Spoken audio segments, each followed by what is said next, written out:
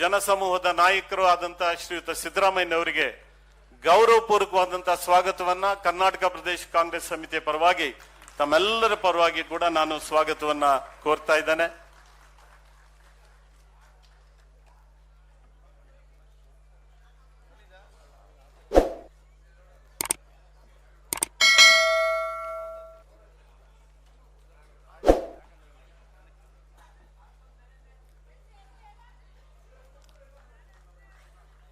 Sir, ಮುಖ್ಯಮಂತ್ರಿಗಳಲ್ಲಿ ಒಂದು ಮನವಿ sir. ತಾವೊಂದು ಲೇಖನವನ್ನ ಇವತ್ತು ಪತ್ರಿಕೆಯಲ್ಲಿ ಬರೆದಿದ್ದೀರಿ. ಲೇಖನ ಇವತ್ತು ಅನೇಕ ಪತ್ರಿಕೆಗಳಲ್ಲಿ ಪ್ರಕಟ ಆಗಿದೆ, ಪಬ್ಲಿಷ್ ಆಗಿದೆ. ಡಿಲಿಮಿಟೇಷನ್ ಸಂಬಂಧಪಟ್ಟ ಹಾಗೆ ಮತ್ತು ದಕ್ಷಿಣ ಭಾರತದ ರಾಜ್ಯಗಳಿಗಾಗುವಂತ ಅನಾನುಕೂಲಗಳ ಬಗ್ಗೆನೂ ಕೂಡ ತಾವು ಕೋಟ್ ಮಾಡಿ ಒಂದು ಲೇಖನಗಳನ್ನ ತಾವು ಮಾಡಿದ್ದೀರಿ. ಈಗಾಗಲೇ ನಾನು ಪಕ್ಷದ ಅಧ್ಯಕ್ಷರಲ್ಲಿ ಮನವಿ ಮಾಡಿಕೊಂಡಿದ್ದೇನೆ. ಡಿಲಿಮಿಟೇಷನ್ ಮತ್ತು ಮಹಿಳಾ ಮೀಸಲಾತಿ ಬಗ್ಗೆ ಡಿಲಿಮಿಟೇಷನ್ ಕಮಿಷನ್ ಆಗ್ತಕ್ಕಂಥ ಒಂದು ಸಂದರ್ಭದಲ್ಲಿ ಪಕ್ಷದ ವತಿಯಿಂದನೂ ಕೂಡ ಒಂದು ಸಮಿತಿಯನ್ನ ರಚನೆ ಮಾಡಿ ನಾವು ಒಂದು ವರದಿಯನ್ನ ತಯಾರು ಮಾಡಿಕೊಂಡಿದ್ರೆ ಎಐಸಿಸಿ ಮತ್ತು ಕೆಪಿಸಿಸಿ ಹಂತದಲ್ಲಿ ಅದಕ್ಕೆ ನಾವು ಪ್ರೆಸೆಂಟ್ ಮಾಡಿ ಆಗುವಂತ ಅನಾನುಕೂಲಗಳನ್ನ ನಮಗೆ ಒಂದು ಸಾಮಾಜಿಕವಾಗಿ ಮತ್ತು ರಾಜಕೀಯವಾಗಿ ಬಹಳ ದೊಡ್ಡ ಪರಿಣಾಮಗಳು ಬೀರ್ತಕ್ಕಂಥ ಒಂದು ಸಂದರ್ಭಗಳ ಹಿನ್ನೆಲೆಯಲ್ಲಿ ಹಾಗೇನೆ ಹೊಸ ತಲೆಮಾರಿನ ನಾಯಕರುಗಳು ಕೂಡ ಸೃಷ್ಟಿ ಆಗ್ತಕ್ಕಂಥ ಒಂದು ಸಂದರ್ಭದಲ್ಲಿ ಬಹಳ ಎಚ್ಚರಿಕೆ ಮತ್ತು ಜವಾಬ್ದಾರಿಗಳ ನಿಲುವನ್ನು ನಾವು ತೆಗೆದುಕೊಳ್ಬೇಕಾಗುತ್ತೆ. ಇದರ ಜೊತೆಗೆ ತಮ್ಮಲ್ಲಿ ನಾನು ಮನವಿಯನ್ನು ಮಾಡ್ಕೊಳ್ಳುವಂಥದ್ದು, ದಕ್ಷಿಣ ಭಾರತದ ಮುಖ್ಯಮಂತ್ರಿಗಳ ಸಭೆಯನ್ನು ಕೂಡ ತಾವು ದಯಮಾಡಿ ಮಾಡಿ. ಯಾಕಂತ ಹೇಳಿದ್ರೆ ದಕ್ಷಿಣ ಭಾರತದ ರಾಜ್ಯಗಳ ಮುಖ್ಯಮಂತ್ರಿಗಳು ಕೂಡ ಅದೇ ಅಭಿಪ್ರಾಯಗಳನ್ನ, ತಾವೇನು ಅಭಿಪ್ರಾಯಗಳನ್ನ ಹೇಳಿದ್ದೀರಿ ಅದೇ ಅಭಿಪ್ರಾಯಗಳನ್ನು ಕೂಡ ಅವರು ಕೂಡ ಹೇಳಿದ್ದಾರೆ. ಹಾಗಾಗಿ ತಾವು ಕೂಡ ದಕ್ಷಿಣ ಭಾರತದ ಮುಖ್ಯಮಂತ್ರಿಗಳ ಜೊತೆಗೆ ಮಾತಾಡಿ ಇದರ ಬಗ್ಗೆ ಒಂದು ಡಿಲಿಮಿಟೇಷನ್ ಕಮಿಷನ್ ಬಗ್ಗೆ ರಚನೆ ಆಗ್ತಕ್ಕಂಥ ಒಂದು ಸಂದರ್ಭದಲ್ಲಿ ಒಂದು ಗೈಡ್ಲೈನ್ಸ್ ಏನಿರಬೇಕು, ಕಾನೂನುಗಳನ್ನ ಯಾವ ರೀತಿಯಾಗಿ ಮಾಡ್ಕೊಳ್ಬೇಕು, ಆಗಿರ್ತಕ್ಕಂಥ ಲೋಪದೋಷಗಳನ್ನ ಹೇಗೆ ಸರಿಪಡಿಸ್ಕೊಳ್ಬೇಕು. ಯಾಕಂತ ಹೇಳಿದ್ರೆ ಬಿಜೆಪಿಯವರು ಅವರ ಮೂಗಿನ ನೇರಕ್ಕೆ ಅವರಿಗೆ ಇನ್ನೊಂದು 25 ವರ್ಷ 50 ವರ್ಷಕ್ಕೆ ಅನುಕೂಲ ಆಗ್ತಕ್ಕಂಥ ರೀತಿಯಲ್ಲಿ ರಾಜಕೀಯದ ನಿಲುವುಗಳನ್ನ ತೆಗೆದುಕೊಳ್ಳುವಂತ ಎಲ್ಲ ಸಾಧ್ಯತೆಗಳು ಕೂಡ ಇರೋದ್ರಿಂದ ಈಗಲೇ ಎಚ್ಚರಿಕೆಯನ್ನು ವಹಿಸುವಂತದ್ದು ಕಾಂಗ್ರೆಸ್ ಪಕ್ಷದ ಹಿತದೃಷ್ಟಿಯಿಂದ ಬಹಳ ಒಳ್ಳೆಯದು ಅಂತ ಹೇಳಿ ಸಾಮಾಜಿಕವಾಗಿ ಕೂಡ ನಮಗೆ ಬಹಳ ದೊಡ್ಡ ಜವಾಬ್ದಾರಿ. ಕಾಂಗ್ರೆಸ್ಗೆ ಅಧಿಕಾರ ಇರಲಿ ಮತ್ತು ಅಧಿಕಾರ ಇಲ್ಲದೆ ಇದ್ರೂ ಕೂಡ ಬಹಳ ದೊಡ್ಡ ಪರಂಪರೆ ಕಾಂಗ್ರೆಸ್ಗೆ ಇರೋದ್ರಿಂದ ಇವತ್ತು ಏಪ್ರಿಲ್ ಅಂದ್ರೆ ನಮಗೆ ಬಹಳ ದೊಡ್ಡ ಹೆಮ್ಮೆ ಕೂಡ ಅದು. ನೋಡಿ, ಬಾಬು ಜಗಜೀವನ್ ರಾಮ್ ಅವರ ಜಯಂತಿಯನ್ನ ಏಪ್ರಿಲ್ 5 ಆಚರಣೆಯನ್ನ ಮಾಡ್ತೇವೆ. 14 ಅಂಬೇಡ್ಕರ್ ಅವರ ಜಯಂತಿಯನ್ನ ಆಚರಣೆ ಮಾಡ್ತೇವೆ. ಮತ್ತೆ 19ಕ್ಕೆ ಬಸವ ಜಯಂತಿಯನ್ನು ಕೂಡ ನಾವು ಆಚರಣೆಯನ್ನ ಮಾಡೋರಿದ್ದಾರೆ. ಅಂದ್ರೆ ಮನುಕುಲಕ್ಕೆ ಬಹಳ ದೊಡ್ಡ ಕೊಡುಗೆಯನ್ನ ಕೊಟ್ಟಂತವರು, ಬಹಳ ದೊಡ್ಡ ಪರಿಣಾಮಗಳನ್ನ ಬೀರಿದಂತವರು, ವ್ಯವಸ್ಥೆಯ ಸುಧಾರಣೆಗೆ ಮತ್ತು ಬದಲಾವಣೆಗಳಿಗೆ ಬಹಳ ದೊಡ್ಡ ಶ್ರೇಷ್ಠವಾದಂತ ಕೊಡುಗೆಯನ್ನ ಕೊಟ್ಟಂತ ಈ ಮಹಾನ್ ಚೇತನಗಳು ಯಾರಿದ್ದಾರೆ, ಮುಖಂಡರು ಯಾರಿದ್ದಾರೆ, ಇವರೆಲ್ಲರಿಗೂ ಕೂಡ ಗೌರವಪೂರ್ವಕವಾದಂತ ನಮನಗಳನ್ನ, ಸ್ಮರಣೆಗಳನ್ನ ಈ ಸಂದರ್ಭದಲ್ಲಿ ಮಾಡ್ತಾ ನಾನು ಮಾತನ್ನ ಮುಗಿಸ್ತೇನೆ. ನಮಸ್ಕಾರ ಸರ್, ಧನ್ಯವಾದಗಳು. ಕೆಪಿಸಿಸಿ ಅಧ್ಯಕ್ಷರು ಅಧಿಕೃತವಾದ ಸ್ಟೇಜ್ ಕಾರ್ಯಕ್ರಮ ಸಿಎಂ ಅದಾದ್ಮೇಲೆ ಸ್ಟಾರ್ಟ್ ಮಾಡದಂತ ಅವಾಗಲೇ ಹೇಳಿರೋ ಕಾರಣಕ್ಕೋಸ್ಕರ ಈಗ ಸ್ಟೇಜ್ ಕಾರ್ಯಕ್ರಮ ಅಧಿಕೃತವಾಗಿ ಕರ್ನಾಟಕ ಪ್ರದೇಶ ಸೇವಾ ದಳದ ವತಿಯಿಂದ ಎಲ್ಲರೂ ಎದ್ದು ನಿಂತು ಒಂದೇ ಮಾತರಮ್ಮ ಆಡ್ಬೇಕಂತೇಳಿ ಕೇಳ್ಕೊಳ್ತಾ ಇದ್ದೀನಿ. ಒಂದೇ ಮಾತರಂ ನುಡಿಸಿದ ಸೇವಾ ದಳದವರಿಗೆ ಧನ್ಯವಾದಗಳು. ಈಗ ಪುಷ್ಪ ನಮನ ಇರಿ, ಒಂದು ನಿಮಿಷ ಸಾಹೇಬ್ರೇನು ಹೇಳ್ತಾರೆ. ಈಗ ಅಧ್ಯಕ್ಷರ ಆದೇಶದ ಮೇರೆಗೆ ಕೆಪಿಸಿಸಿ ಅಧ್ಯಕ್ಷರು ಮತ್ತೆ ಸಿಎಂ ಸಾಹೇಬರು ಮತ್ತೆ ಬಂದಿರತಕ್ಕಂಥ ಎಲ್ಲ ಮಿನಿಸ್ಟರ್, ಆಫೀಸ್ ಬೇರರ್ಸ್ ಎಲ್ಲರೂ ಸೇರಿ ಉದ್ಘಾಟನೆ ಮಾಡ್ಬೇಕಂತೇಳಿ ಕೇಳ್ಕೊಳ್ತಾ ಇದ್ದೀವಿ.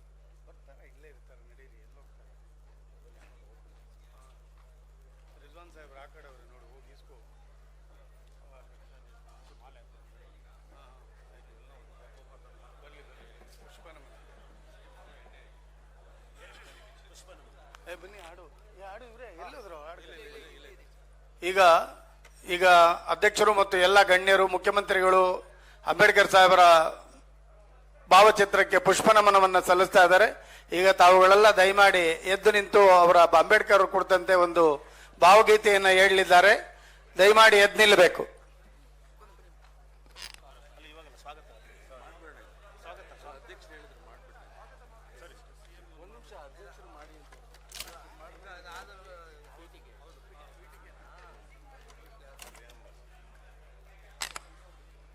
ಸನ್ಮಾನ್ಯ ಬಂಧುಗಳೇ,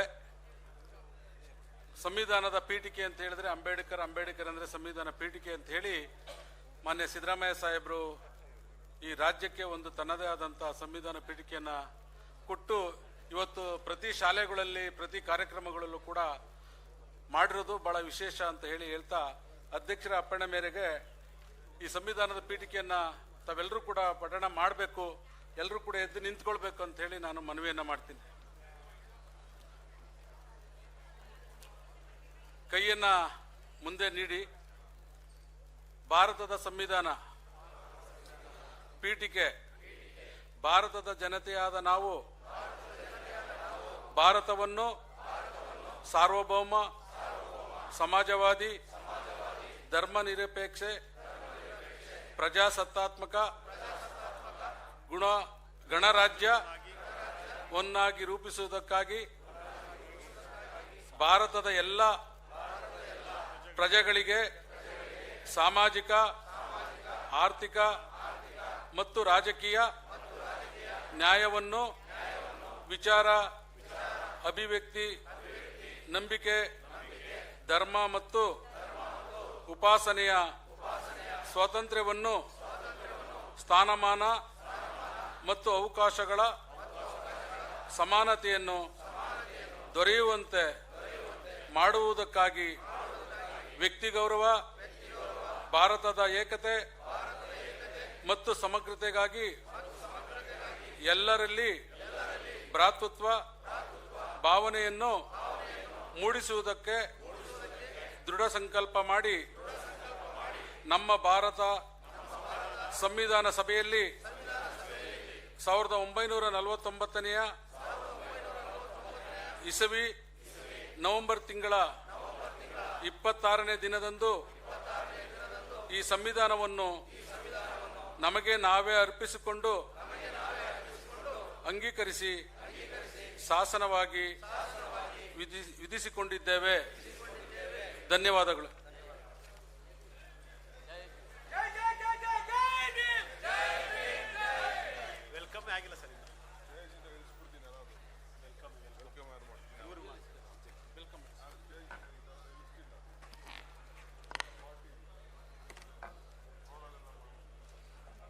ಎಲ್ರಿಗೂ ಜೈ ಭೀಮ್. ಜನರ ಜೀವನ ಮಟ್ಟ ಸಫಲಿಸಲು ಶಿಕ್ಷಣವು ಪ್ರಮುಖವಾದ ಅಸ್ತ್ರವಾಗಿದೆ. Doctor B.R. Ambedkar. Education is the most important weapon to raise the standard of living of people. Doctor B.R. Ambedkar. Doctor B.R. Ambedkar ಅವರ 135ನೇ ಜನ್ಮದಿನೋತ್ಸವ ತಮಗೆಲ್ಲರಿಗೂ ಸ್ವಾಗತ ಬಯಸುತ್ತಿದ್ದೇನೆ. ಮೊದಲಿಗೆ ನಮ್ಮ ಕರ್ನಾಟಕ ಪ್ರದೇಶ ಕಾಂಗ್ರೆಸ್ ಅಧ್ಯಕ್ಷರು ಮತ್ತು ಉಪಮುಖ್ಯಮಂತ್ರಿಗಳಾದಂತಹ DK ಶಿವಕುಮಾರ್ ಸಾಹೇಬರಿಗೆ ಸ್ವಾಗತವನ್ನು ಬಯಸುತ್ತಿದ್ದೇನೆ.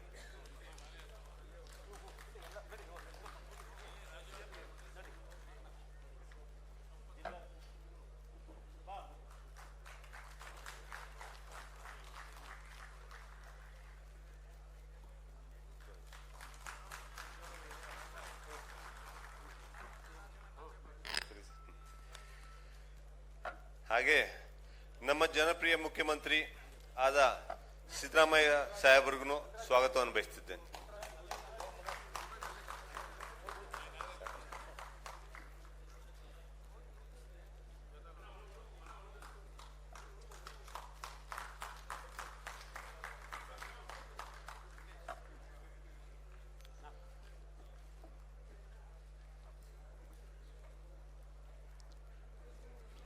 ಹಾಗೆ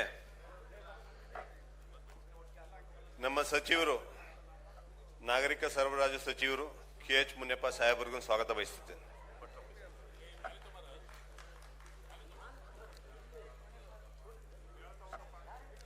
ಹಾಗೆ ನಮ್ಮ ಕೆಪಿಸಿಸಿ ಎಸ್ಸಿ ಪರಿಶಿಷ್ಟ ಜಾತಿ ವಿಭಾಗದ ಅಧ್ಯಕ್ಷರಾದಂಥ ಧರ್ಮಸೇನ ಸಾಹೇಬ್ರಿಗೂ ಸ್ವಾಗತ ಕೋರ್ತೀನಿ.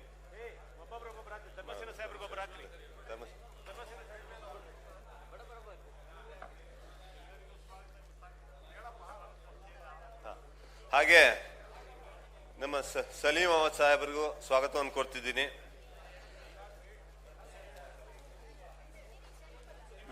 ಲೀಲಾವತಿ ನಾಯಕ್ ಸಚಿವರು, ಮಾಜಿ ಸಚಿವರು ಲಲಿತಾ ನಾಯಕ್ ಅವ್ರಿಗೂ ಸ್ವಾಗತ ಕೋರ್ತಿದ್ದೀನಿ. ರಿಜ್ವಾನ್ ಅರ್ಷದ್ ಅವ್ರಿಗೂ ಸ್ವಾಗತ ಕೋರ್ತಿದ್ದೀನಿ. ಆಂಜನೇಯ ಸಾಹೇಬ್ರಿಗೂ ಸ್ವಾಗತ ಕೋರ್ತಿದ್ದೀನಿ. ಹಾಗೆ ಹನುಮಂತರಾಯಪ್ಪನವ್ರಿಗೂ ಸ್ವಾಗತ ಕೋರ್ತಿದ್ದೀನಿ. ಮನ್ಸೂರ್ ಅಲಿ ಖಾನ್ ಅವ್ರಿಗೂ ಸ್ವಾಗತ ಕೋರ್ತಿದ್ದೀನಿ.